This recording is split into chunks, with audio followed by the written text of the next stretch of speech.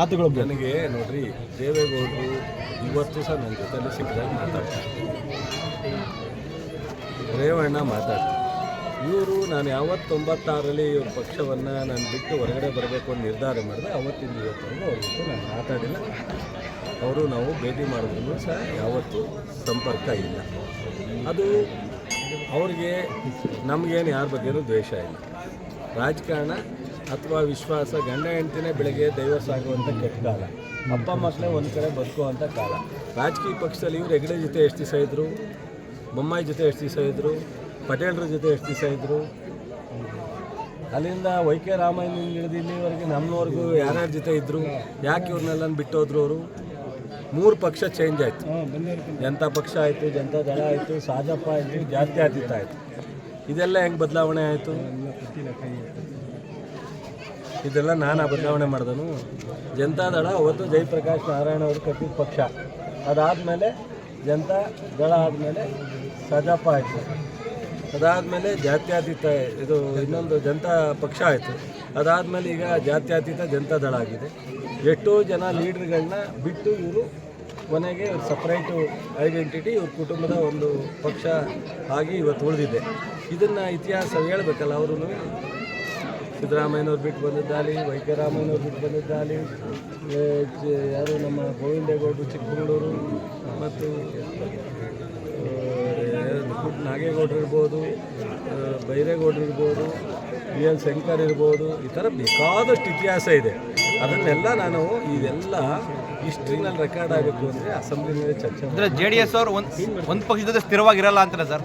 ನೀವೇ ಹೇಳಬೇಕು, ನಾನು ಯಾಕೆ ಹೇಳಿ? ಇಲ್ಲ, ಅವರೇ ಹೇಳಬೇಕು.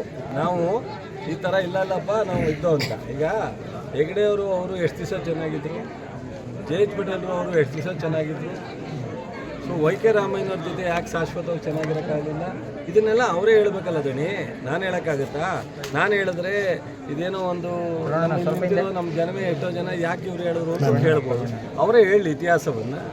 ಅದರಿಂದ ಇದು ಅಸೆಂಬ್ಲಿನಲ್ಲಿ ಚರ್ಚೆ ಆದರೆ ಭಾಳ ಸೂಕ್ತವಾದಂಥ. ಅಸೆಂಬ್ಲಿಗೂ ಬರಲಿಲ್ಲ ಮಾಡಿದ್ರಲ್ಲ ಸರ್. ಅಸೆಂಬ್ಲಿಗೆ ನಾನು ಬರೋಂಗೆ ಮಾಡಲಿಲ್ಲ. ಅಲ್ಲ, ಅಸೆಂಬ್ಲಿ ಸ್ನೇಹಿತರಿಲ್ಲ ಸರ್, ಇವಾಗ ಹೋಗಿದ್ದಾರೆ, ಇನ್ನೂ ಉನ್ನತ ಸ್ಥಾನಕ್ಕೆ ಹೋಗಿದ್ದಾರೆ ಮಂತ್ರಿಯಾಗಿ. ಅದಕ್ಕೋಸ್ಕರ ನಾನು ನಮ್ಮ ಮಾಧ್ಯಮ ಸ್ನೇಹಿತರಿಗೆ ಹೇಳಿದೆ, ಅವ್ರು ಬರೋಕ್ಕೆ ರೆಡಿ ಇದ್ದರೆ ನಿಮ್ಮ ಮುಂದೆ ಇಲ್ಲೂ ಆಹ್ವಾನ ಕೊಡ್ತಾ ಇದ್ದೆ. ಅವರು ಬರೋಕ್ಕೆ ರೆಡಿ ಇದ್ದರೆ ಎಲ್ಲರೂ ಒಂದು ಪ್ಲೇಸಲ್ಲಿ ಫಿಕ್ಸ್ ಮಾಡಲಿ. ಯಾರು ಒಬ್ಬರು ಚೆನ್ನಾಗಿರೋರು ಮೀಡಿಯಾದವ್ರು ಯಾರು ನಮಗೆ ಅವ್ರಿಗೆ ಕಾಮನ್ ಫ್ರೆಂಡ್ ಇದ್ದೇ ಇರ್ತಾರಲ್ಲ, ಅವರು ಯಾರಾದರೂ ಸರಿ ನೀನೇ ಮಾಡ್ಬೋದು. ನಾ ತಪ್ಪೇನಿದೆ? ಕಾಮನ್ ಫ್ರೆಂಡ್ ನನಗೆ ನೀನು ನನಗೂ ಒಯ್ದಿಯಲ್ಲ, ಅವ್ರಿಗೂ ಒಯ್ದಿಯಲ್ಲ. ನೀನು ಒಂದು ನಿಗದಿ ಮಾಡಿಸು, ಅವ್ರನ್ನೂ ಕೇಳು, ನನ್ನ ಕೇಳು, ಯಾವ್ದಾರು ಒಂದು ಟೈಮ್ ಫಿಕ್ಸ್ ಮಾಡು, ಎಲ್ಲರೂ ಸರಿ ನಾವು ಬರೋಕ್ಕೆ ರೆಡಿ ಇದ್ದೀವಿ. ಅವಾಗ ಅದಕ್ಕೆ ಒಂದು ಏನಾಗುತ್ತೆ, ಈಗ ನಮ್ಮ ತಮ್ಮಣ್ಣ ಇಲ್ಲಿ ನಿಂತವ್ರೆ, ನಾನು ಅಲ್ಲೆಲ್ಲೋ ಕಾರಣದ ತಮ್ಮಣ್ಣನ ಬೈದ್ಬಿಟ್ಟು ಹೋಗೋದು ಹೊರದಲ್ಲ.